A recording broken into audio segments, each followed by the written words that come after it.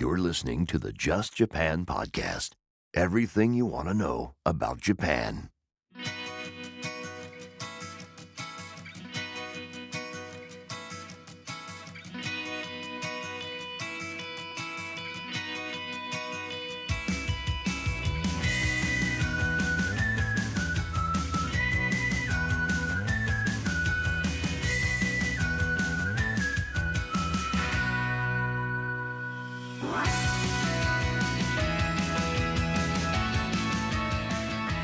Hey there, folks, and welcome to episode number 157 of the Just Japan podcast. Everything you want to know about Japan. My name is Kevin O'Shea, and I'm a Canadian, a Canuck, who lives in Kobe, Japan. And each and every week I bring to you this podcast, a show about all things Japan. That's right, different people on for you to meet, for you to listen to, who talk about different aspects of life in Japan, different jobs, cultural things, cool things, awesome stuff. Hey, last week we were talking about living in a Japanese temple and working in a temple with Felicity Tillich. This week we're talking sports. That's right. This week I'll be talking to John Gunning of InsideSportJapan. It's a new company. It's a new way for you to get lots of amazing information about sports in Japan in English. And I was very fortunate to be able to sit down and chat with John about this awesome new project, this really cool business thing.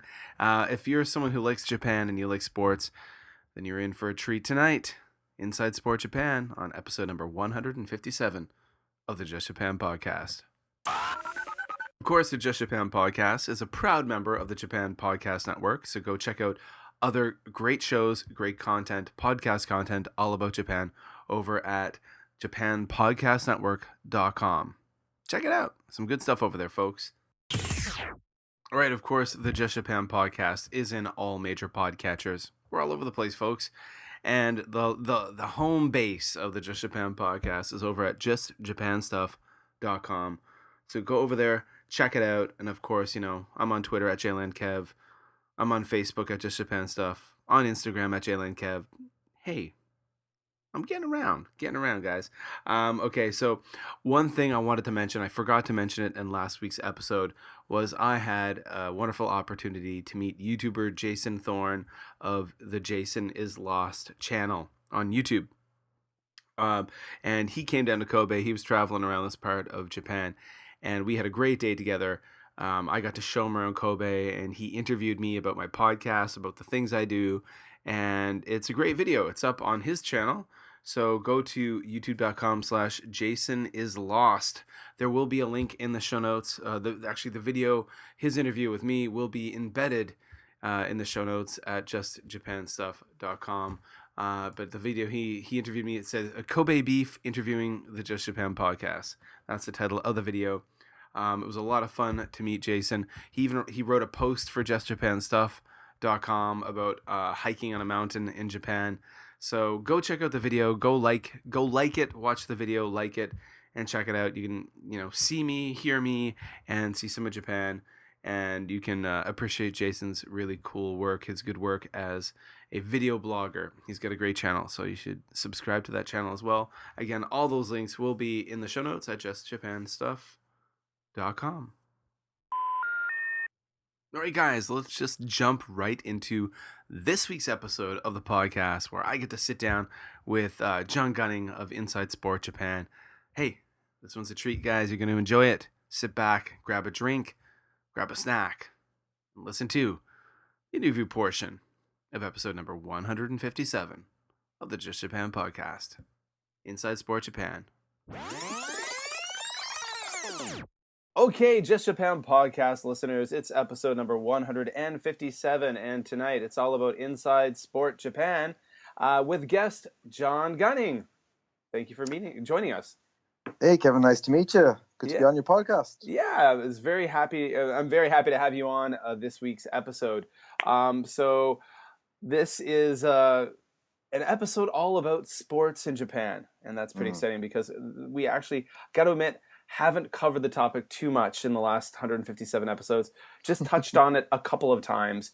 And so John, can you tell us, the Just Japan podcast listeners, a little bit about yourself? Basically, what do you do here in Japan? Well, actually, first, before the way that you said that you just touched on it, that's the whole reason we set up this Inside Sport Japan. But about myself, yeah, I've been living here 17, 18 years, various jobs, various things. I've been working in sports media for the last while. I do the Sumo commentary on TV on NHK, make a lot of shows for NHK World. We do Oh, nice. yeah, sumo documentaries, shows, basho previews, things like that. If you have NHK World, you'd have seen me on that. Oh, great. Also, from this month, I'm doing the sports. We're doing the sumo for the Japan Times. Used to do it for the Yomiuri. Like basically, lots of different kinds of sports media I work in. And from last year, what takes up most of my time is Inside Sport Japan. It's a sports media company that we've set up here. Great. So you do sumo commentary. So if I'm watching one of the sumo bashos on NHK and I Yeah, flick that English button, which is what I do, yeah, you'll hear sometimes me. I'm going to be hearing you. Oh, okay. Wow. Yeah, if you listen to the upcoming one, I'll be on the final day. Usually I'm on day one, Okay. but this time I'm doing a lot of stuff during the tournament, so I'll actually only be on the actual broadcast on the last day. Okay. Okay. I was going to say it's nice to put a face to the voice, but there's no face because we're doing an Yeah, audio interview here as well. But that's awesome. That's really cool. nice to put a voice to the voice. Yeah, put a voice to the voice. Yeah, no, actually, unfortunately, normally I don't, I miss most of the bashos because I don't get home from work until just about 6 o'clock.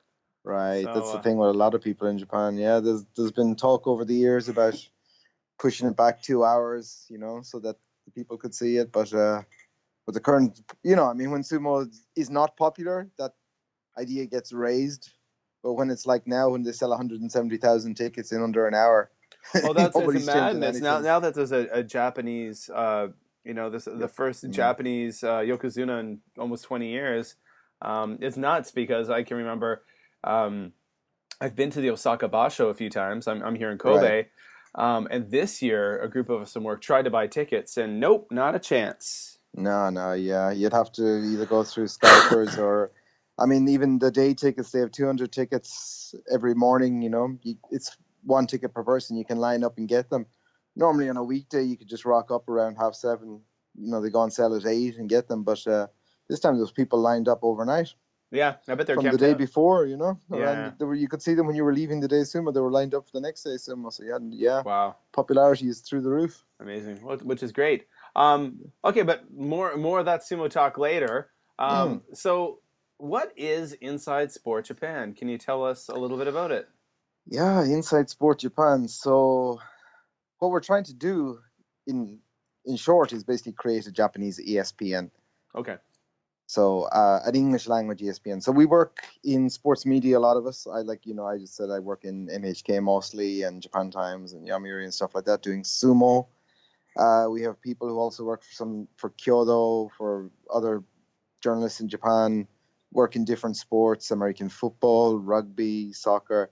But we have a bunch of people who are new to sports media. So actually, one of the reasons that I set this company up, and I kind of set it up myself at the beginning, was that I wanted to give an avenue into sports media to talented people who are in Japan. Because I know there's a lot of people here who are good at writing, good at photography, good videographers, but the sports media world in particular is very closed. They don't really advertise jobs, and it's mostly when some opportunity comes up, it's I won't say dealt with in house, but word is passed around, and somebody is suggested or recommended, and so there's not a lot of openings come up in the public sphere. So I wanted to give people a chance, like I had, to get into the industry who might be interested in it. And there's a lot of talent out there, a lot of potential talent out there. Oh So yeah, absolutely. I mean, I think in me being a podcaster here in Japan, I think I think of the guests I've had on over the past 3.5 years. I mean, there's been some incredible talents who've come on, and even just people I know. I mean, people I've worked with here.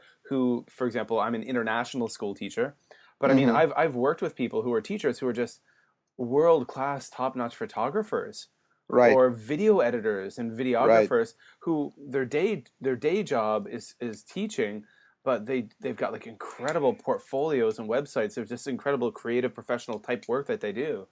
I've been saying for years, that a teacher in Japan is like a waiter in Hollywood. Yeah, it's true, huh? True. Everyone is doing something else because, well, I mean, it's understandable. There are some people who are teachers, proper teachers in Japan, and that's their career. But a huge amount of people are here because they want to come to Japan and they want to work in Japan. And like you said, they have lots of talents, but either they don't have the language or they don't have the connections or whatever it is.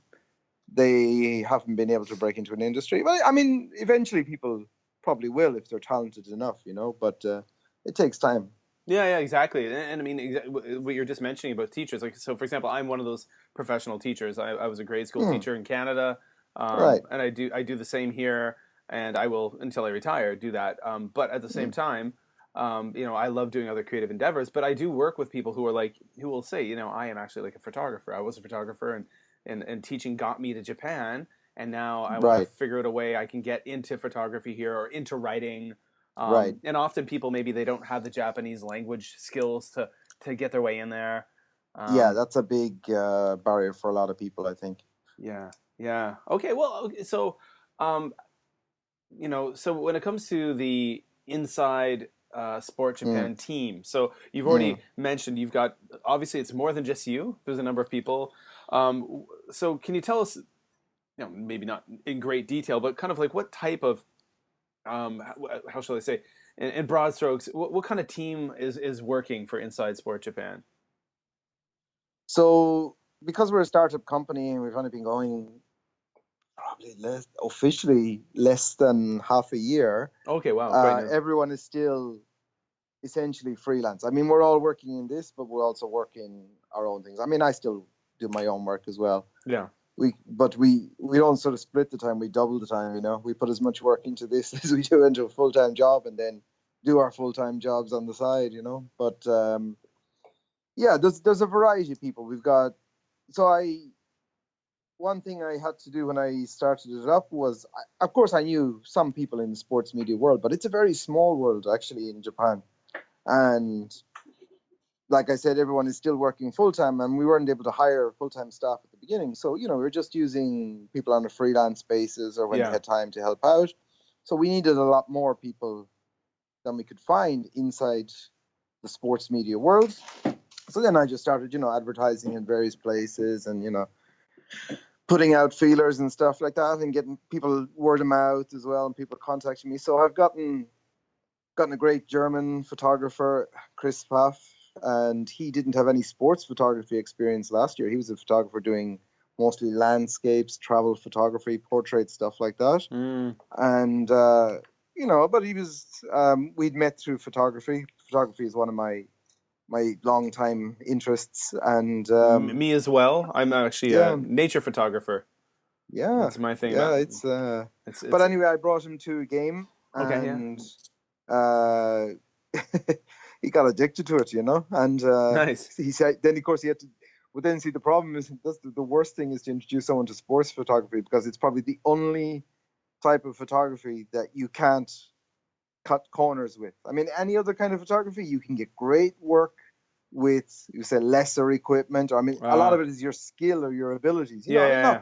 Not perfect. But in sports photography, you're screwed because basically, if you don't have, A bazooka of a a lens. 400 millimeter 2.8 lens, if you don't have like $1,000,000 lens, you can't get the shot. And all the camera bodies cost like 600,000 yen, and all Jeez, the yeah. lenses are like that to $1 million. So I mean, Oh my God, once yeah. you get somebody into it, then they're cursing you out for the rest of your life. Like, why'd you get me into this? It's so expensive. Wow. But yeah, I've done that with a few.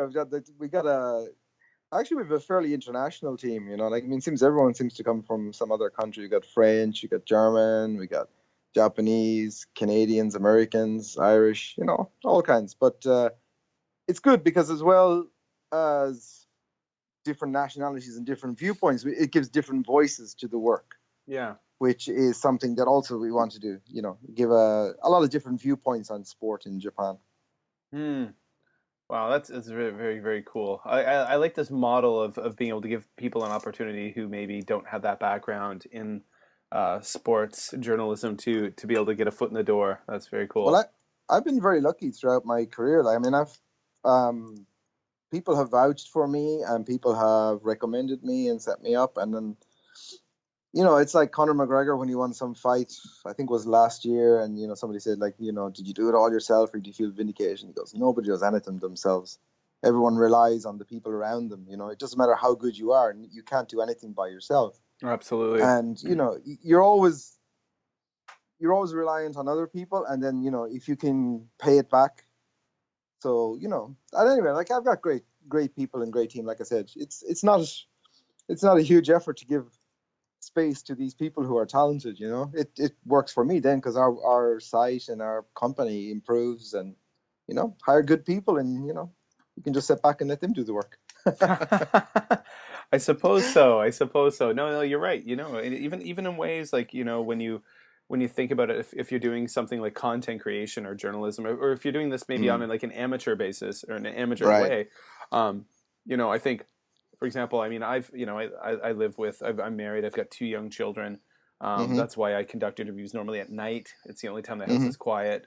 But I've got a wife who's very supportive. She allows me to kind of lock myself away and do these interviews, and tolerates me in my while I edit and do all these different things. So I'm not doing it alone. Yeah, because I mean, you hear of people who have spouses who are kind of resentful of, that people taking all their time to do these kind of endeavors. But yeah. So it definitely takes support. Okay, so when I look at the Inside Sport Japan website, right up the top, Right. you get your home, football, rugby, sumo, basketball, and you're covering some sports. Obviously, I mean, for me, as a Canuck living here in Japan, and if I maybe step back and thought of myself, if I wasn't living in Japan, of course I know of sumo, but American football, rugby, and basketball might not be sports that would really, when I think of Japan and the sports scene, or not sports that really jump out to me, or maybe you might not even be aware go on here.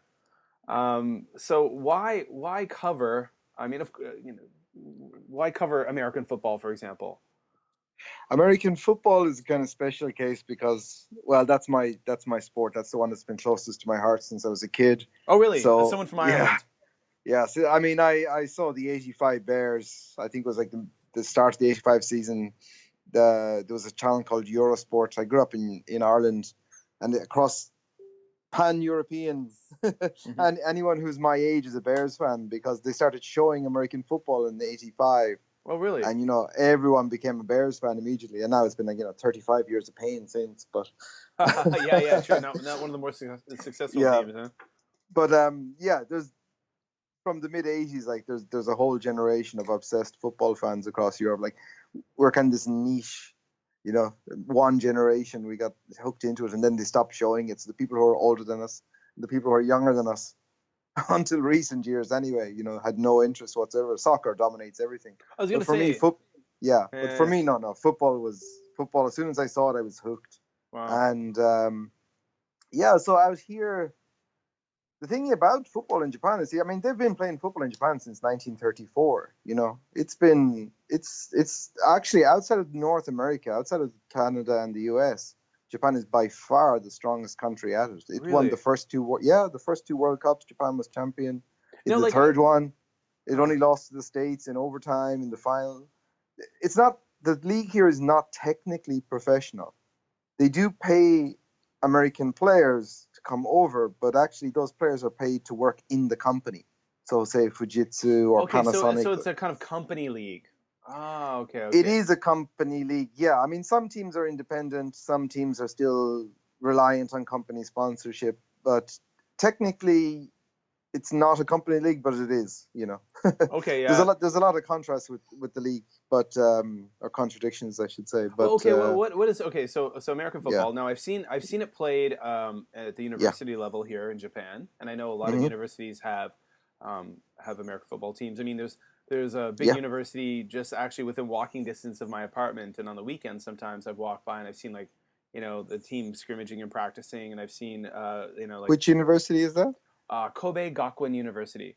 Okay, yeah, we covered one of their games actually last week, I think, or 2 weeks ago. Cool. And I've seen in the summer they've had it looks like training camps, or maybe it was tryouts, but just there were literally hundreds of guys all wearing different uniforms and stuff there working out and Yeah, doing the thing. it's serious. The college football in Japan is serious, and actually they have a very the great thing about football in Japan is at the end of the year, the professional league, the X League champion plays the college champion in Oh, the really? Rice Bowl in Tokyo Dome. I mean, that game gets 35,000 people at it.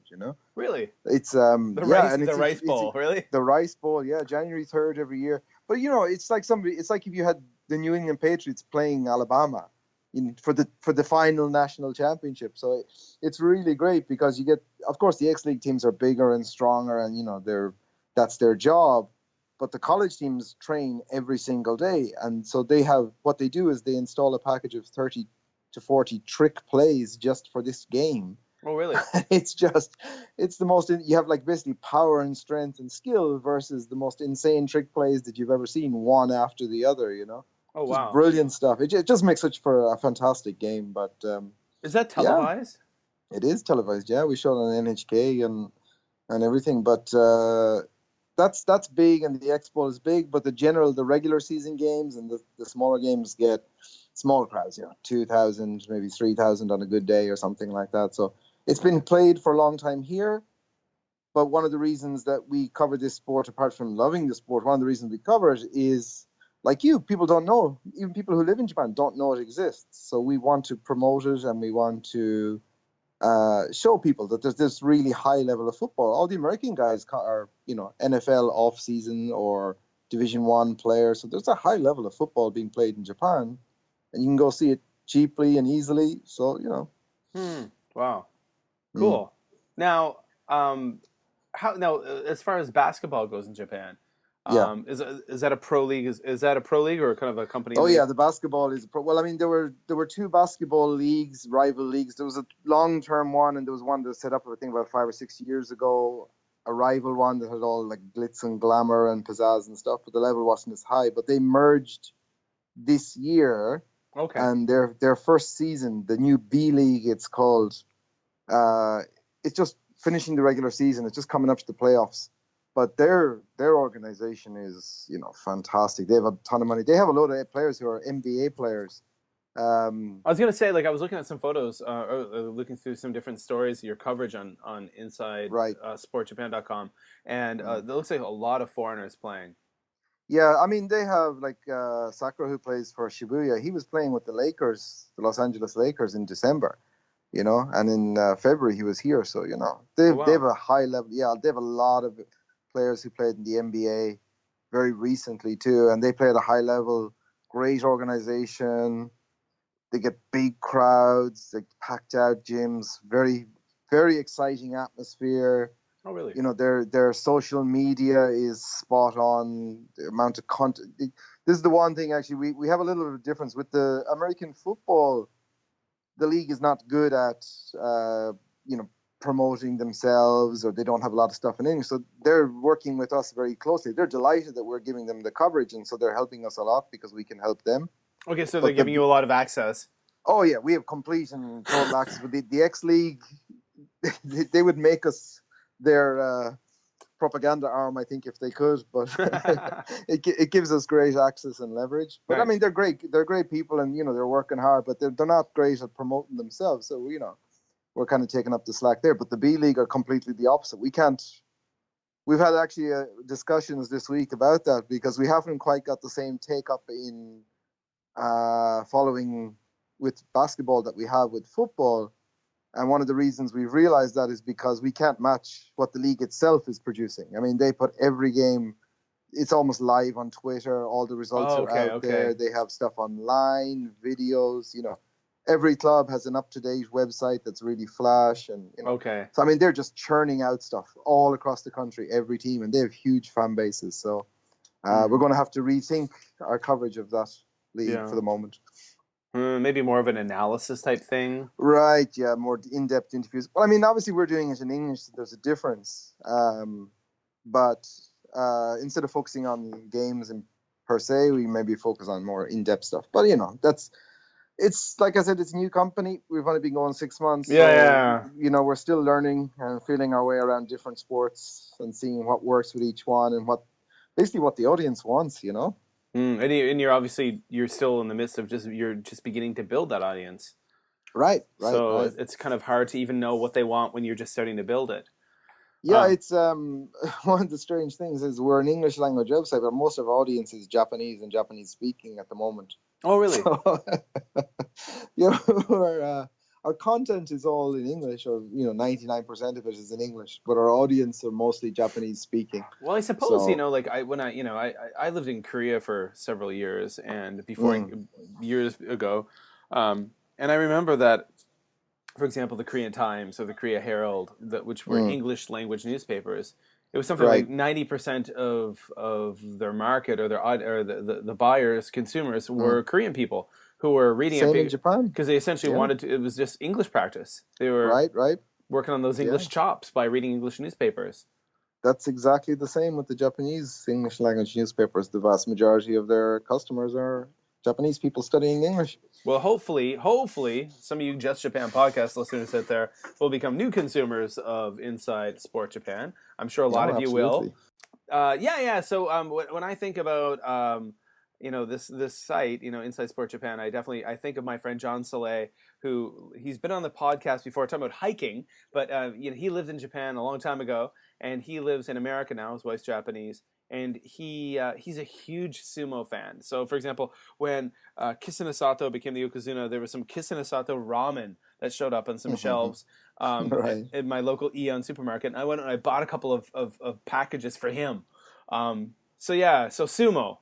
That's Yeah, sumo. Well, I mean, people who know me know that sumo is my world. So, I mean, it's not just American football is my passion, sports is my work, but sumo is the world I've been living in for the last 10 or 15 years. And I lived in Ryogoku, the sumo area, for a decade. I was an amateur sumo wrestler, fought in the world championships several oh times. really? Wow. Yeah, president of Sumo Ireland, still officially, I think, in name. But I also like Osun Arashi, who's from Egypt. He's in Juryo. I introduced him to sumo when he's been mailing me since he was like 14 years of age in Egypt. A lot of the Wow. guys had trained them when they were kids in our club, or fought against them at amateurs. So Wow. sumo is something I deal with every single day, regardless of work or not. I mean, the sumo world and the rikishi are basically my social life in Japan as well. So Okay, you know it's what? I have to take this opportunity to ask you this question. Okay, go on. Brody Henderson. Yeah, I put Brody into sumo as well. Did you? Yeah. Yeah, Brody. Yeah, Brody's I put Brody in. Yeah, Brody's the first North American, right, yeah. to enter the professional sumo ranks. No, he's not Isn't the he? first No, North American. No. But I mean, he's the first. first He Canadian. was the second. No, he's the second Canadian. Oh, really? Yeah. John Tenta, 30 Wow, years the ago. Canadian Yeah, John Tenta Canadian. actually became. You probably know him. He joined the WWF, I think, as it was called. He was Earthquake. Oh, really? Yeah. He made a big name for himself in I think it was Earthquake anyway, but he made a big name for himself in pro wrestling. He lasted. He actually never lost a fight in sumo, believe it or not. I think he won like his first 21 or 25 fights or something like that, and then he just quit. Oh, okay. And yeah, Brody was How's contacting he me. doing? Is he coming along, developing his skills? I just remember there was a lot of media coverage about it when in Canada, of course, when he Yeah. first moved to Japan. Oh, Brody's gone from sumo a year. He left. Oh, really? Yeah. He was in sumo for 1 year, and yeah, just after a year, it, his career finished. Oh, There's a lot. There's a lot to that story, oh, and okay. I really That can't can be go for into that. okay. All right, don't worry about it. Yeah, I'm not. I'm that one I would tell you maybe off air, but I fair. Okay. definitely can't talk about that one Oh, on okay. air. No problem. No problem. I'll tell you what it is with sumo, man. It's like an iceberg. I can only talk about it a little bit on the top of the water, but 80% of what I know will never be revealed. What we can see on TV can be talked about. Yeah. Yeah, That's yeah. fine. Okay. Well, Yeah. I'm not going to probe any further. Um, but I am intrigued. Okay. So now, in your career here in Japan, and I suppose in when it comes to, for example, the fine folks who work for Inside Sport Japan, Mm. um, are there any kind of challenges in covering sports in Japan that maybe you might not face if you were covering sports, say back home in Ireland, or if you were, in a European country, North American country? Yeah, there are. I mean, but some of those challenges are not exclusive to sports in Japan. The main thing probably that shocks people or that's hard to comprehend for media people, especially from abroad, is the Keisha clubs, the press clubs. So in Japan, the way the system works is that the politicians or the sports organization or whatever it is issues the press passes for that, whatever it is, and they control access. Oh, really? Yes, and that if you write bad stories about them, they'll just take away your press pass, essentially. Oh, wow. So that's one challenge. But then there is the media in Japan is, how can I say that? There's a it's not the case for everyone, but for a lot of media organizations, right, they're very, very close to the people that they cover, myself included. So you're almost a PR arm for what you cover if you're sports. But it's not seen by a lot of journalists in Japan as a bad will. I mean, there isn't really the sense that you should be exposing stories or getting scoops, or it's a very closed organization. The media are almost part of the same organization that they Okay. cover. Okay, I yeah. mean, it's not, the tabloids are different. They're on the outside, and there's all levels to it, but there's a difference. There's a closeness, and how can I say? But things that would be considered conflict of interest maybe in other countries are not considered conflict of interest here.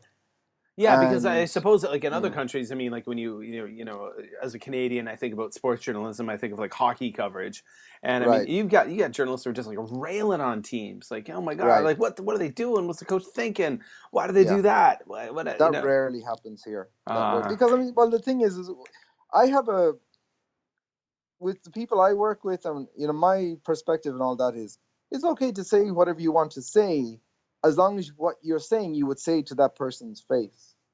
I don't want anyone who's writing stuff and hiding behind a pen or hiding behind a typewriter and would never actually go and say that to the athlete or coach themselves. If you're willing to say to the person directly what you want to put in print, then within reason you can write it. But also the thing is, many many years ago when I was a student at university, we did a documentary on a sports journalist, okay. and learned a lot of things just following him around for the weekend. And he was a veteran journalist, and he taught me a lot of lessons about sports journalism. One thing he said was, especially when you're covering amateur sport, you have to remember these people are not getting paid to do what they're doing. They're doing it for the enjoyment of the fans watching. So don't be too harsh on them. Don't eviscerate people for Mm, playing a game.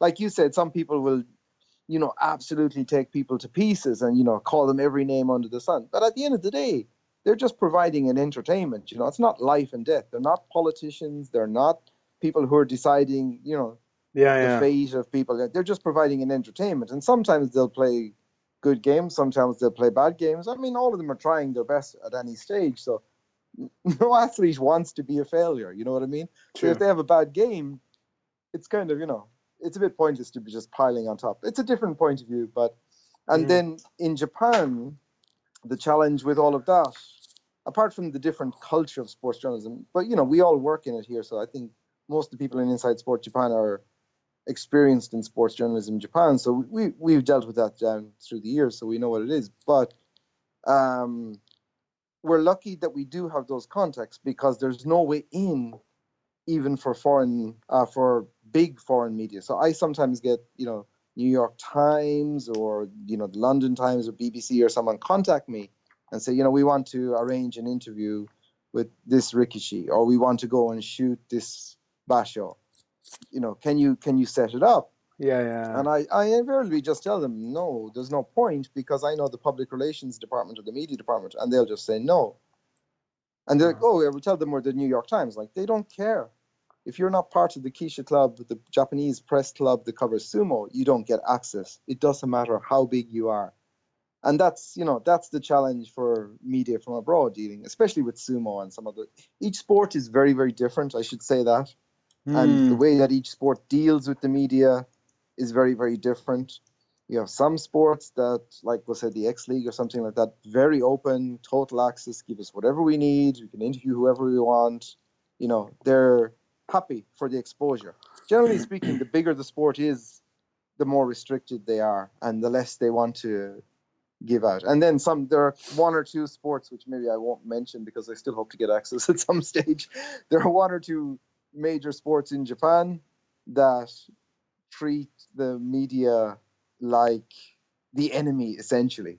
Any kind of information that gets out is a loss to them. They see it as a zero-sum game. They don't want media knowing anything, even the most ridiculous facts. So the culture of the different sporting organizations is different. Wow, very interesting. I suppose I've gotten, I mean, maybe not quite these insights, but I mean, friend of the show, Brent Larner from Right. Japan Running News, or I'm not sure if you know the Japan Running News website. He's the marathon guy.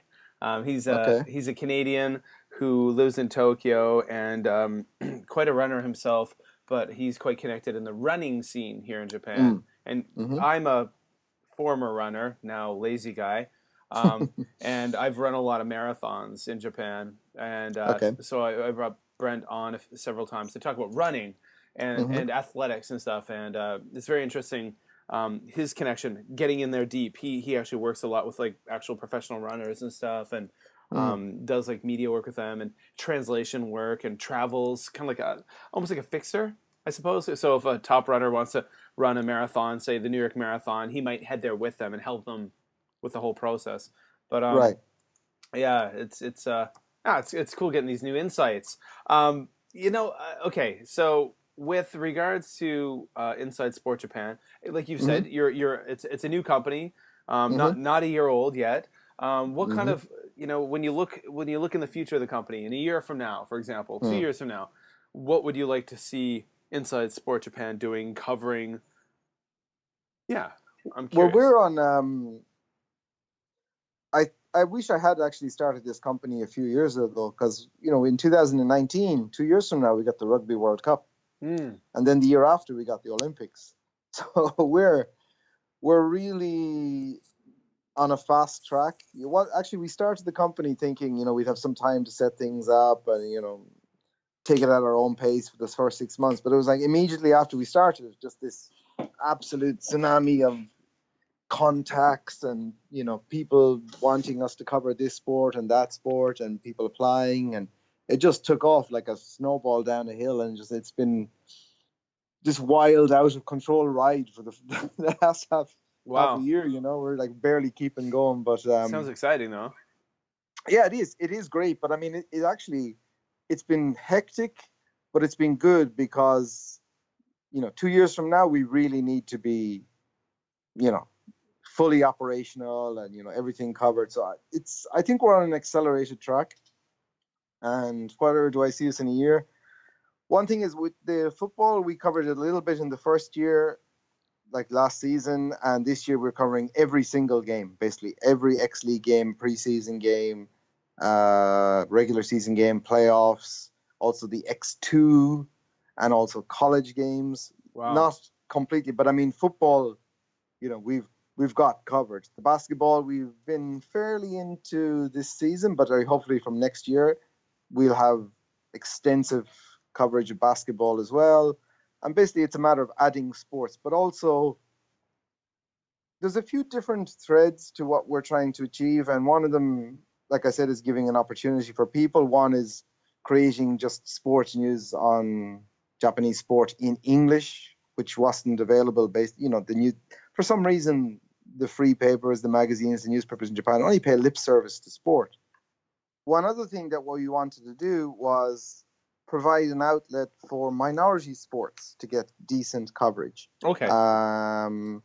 That could, I mean, when I say minority sports now, it could mean all kinds of things. Women's sport in particular doesn't get a lot of coverage in Japan unless it's particular things that are popular in the Olympics. Yeah. Stuff like blind soccer actually exists. There's, people who are working hard, training hard, doing all kinds of great stuff, but just don't get the media attention. Yeah. We'd like to shine the spotlight on them.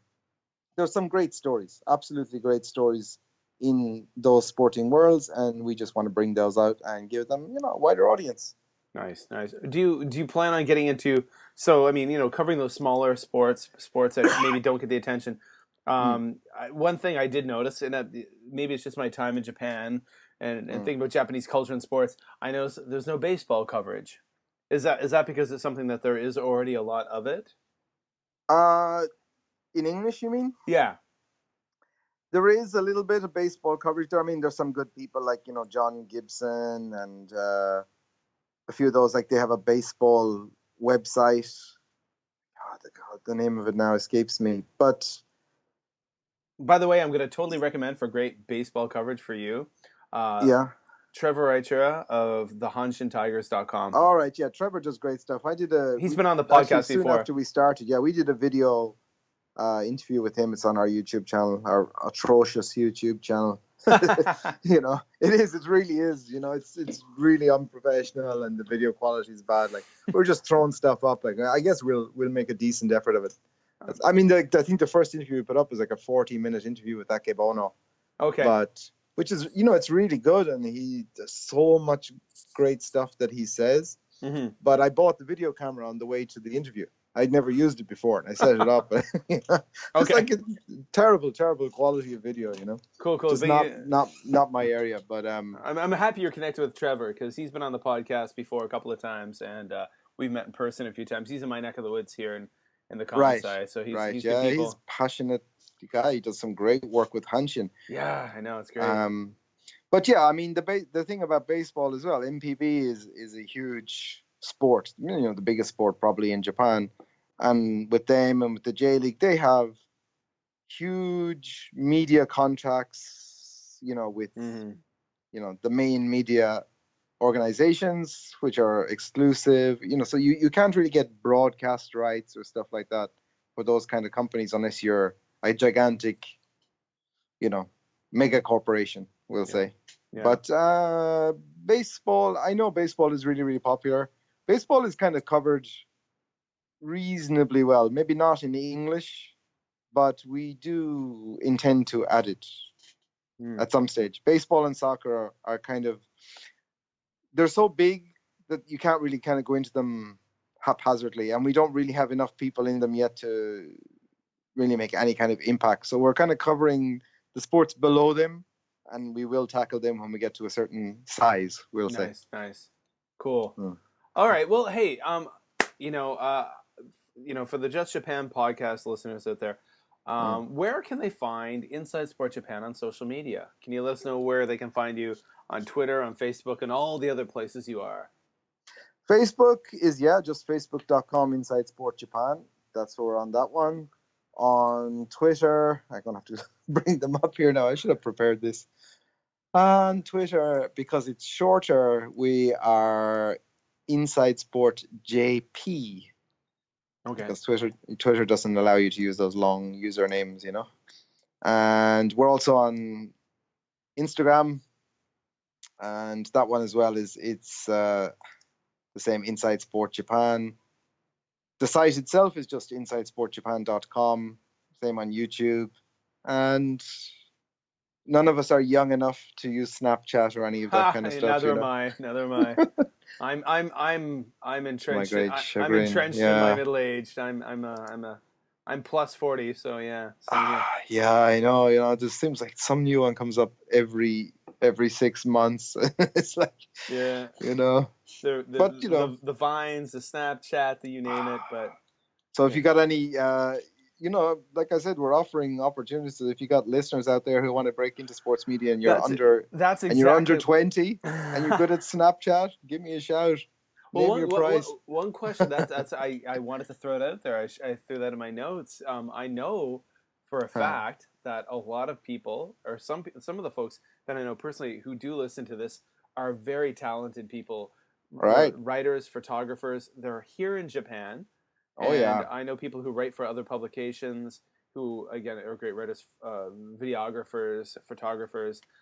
If they would like to maybe become members of the Inside Sport Japan team, or help out, how should they contact you? Oh, they can just send a message through any of those social media. Okay. Yeah, I mean, we're on, just go on and just send us a private message through any of them. And yeah, we're constantly looking for people, not just people who can write about sports. We have good photographers. We're always open to new people.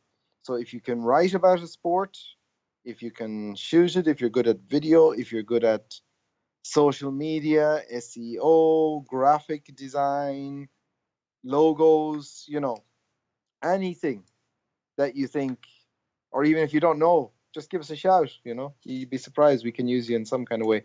This is one of our major raison d'etre, so definitely. Nice guys, Yeah. folks out there listening. I'm talking to you guys out there, Just Japan podcast listeners. But I will say you need some kind of skill. You wouldn't believe some of the resumes and things I've gotten over the past. I've had people basically say, I can't do anything, but can I do something? That's literally, I've gotten that. I've gotten a person say, I don't have a camera. I've never shot anything. I don't know anything about that sport. Can you sponsor my visa, and how much will you pay me a month? I swear, you get those. I mean, you get a lot of people just, they want visa sponsorship. They want an actual salary, but they don't have. And, you mail them and go, I'm sorry, I can't really use you because, you can't do anything that we need. And they're like, well, can't you train me? I've actually had people ask me to sponsor their visas too. Yeah. I'm like, I can't. I'm a teacher who works for a company who podcasts on the side, and no. Like, I've had people say, can you like help me out financially? Like, no. Yeah. I got a guy who sent me a resume where he didn't capitalize I, and he misspelled 4 or 5 letter words, and he sent me a game report that he'd written up on an NFL game where I think every third word was a profanity. and his, I was like, give me a job. Was his bio picture him wearing a wife beater with like mustard and ketchup stains and a beer in his hand? No, but he said that his experience was, I think, cleaning cemeteries or something like that. So that was his only job up to that point. So Well, there you go. All kinds. Okay, well, folks, if you have a talent and you have a skill to offer, maybe you can offer it that way. Okay, so all of the links we've talked about tonight, everybody, will, of course, as always, be in the show notes at justjapanstuff.com. So under 157, episode 157 at justjapanstuff.com. Go there, check it out. All the links will be there. Hey, thank you so much for joining us this evening on the podcast and telling us more about Inside Sport Japan. Are you going to talk about the prize? Oh my gosh, I completely forgot. Yeah, you know what? Thank you for remembering. Hey guys, we're going to have a little bit of a contest.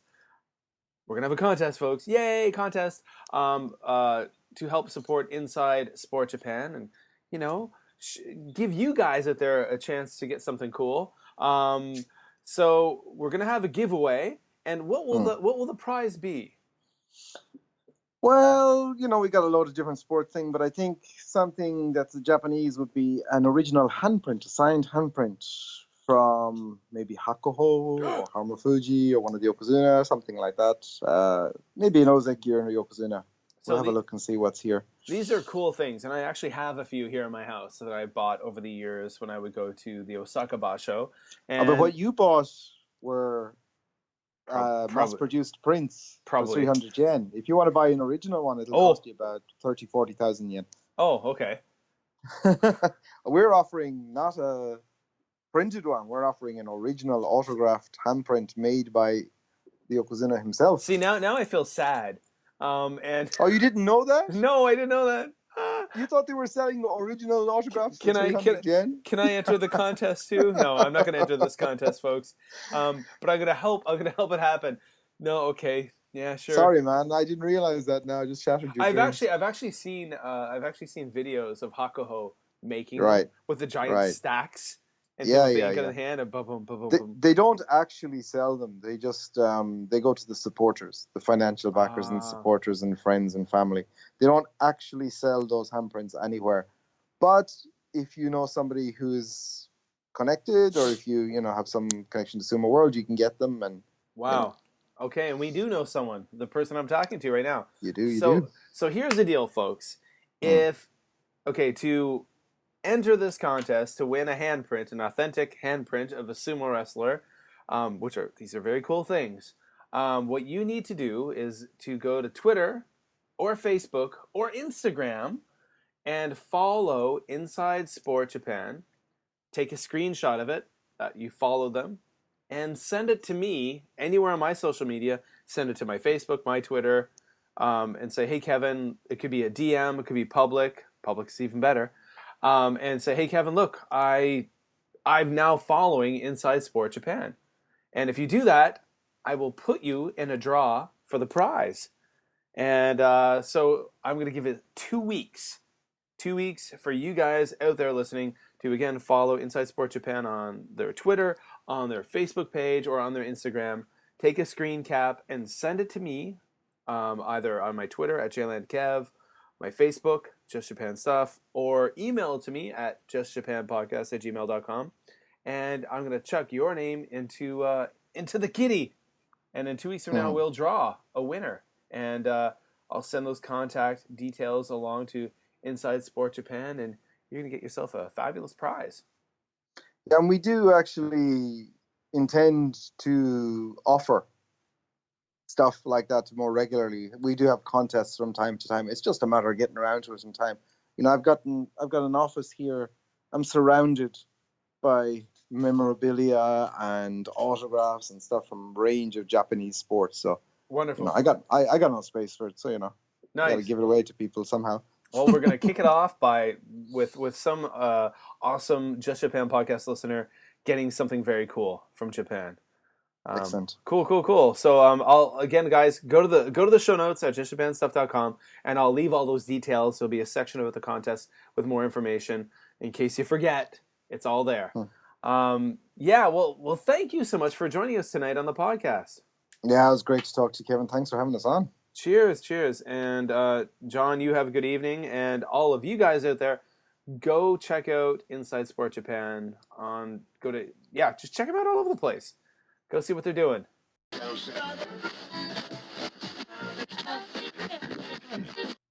All right, I want to thank John for taking the time to stop by the Just Japan podcast and share the story of Inside Sport Japan. What a cool thing going on there. All of you out there listening, go over to InsideSport.com. Check it out. Bookmark that page. If you're curious to where they are on social media, once you go to InsideSportJapan.com, there's links to their Facebook, their Instagram, Twitter. All that is right there.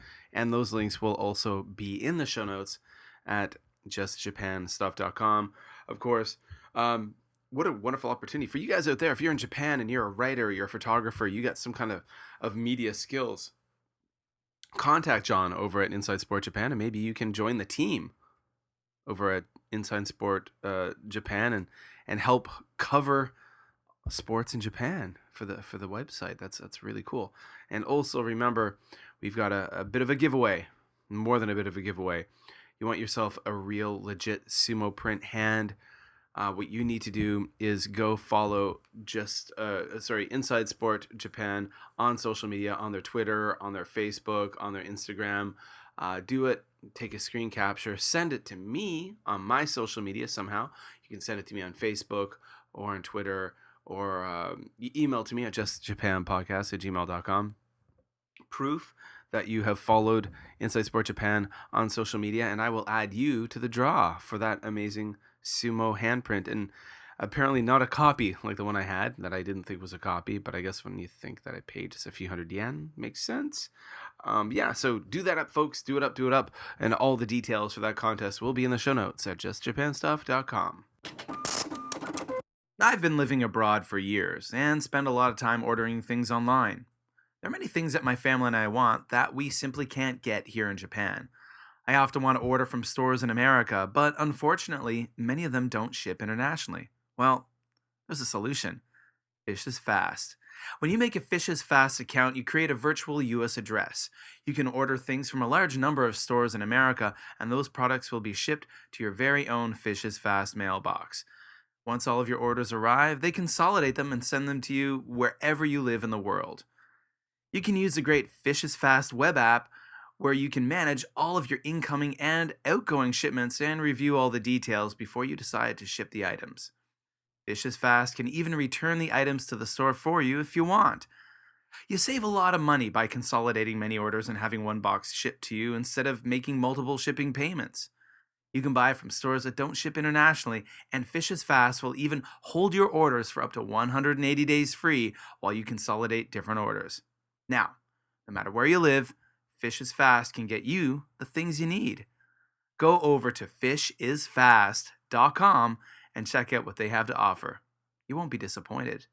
Also, a big thank you to Fish is Fast for supporting the Just Japan podcast.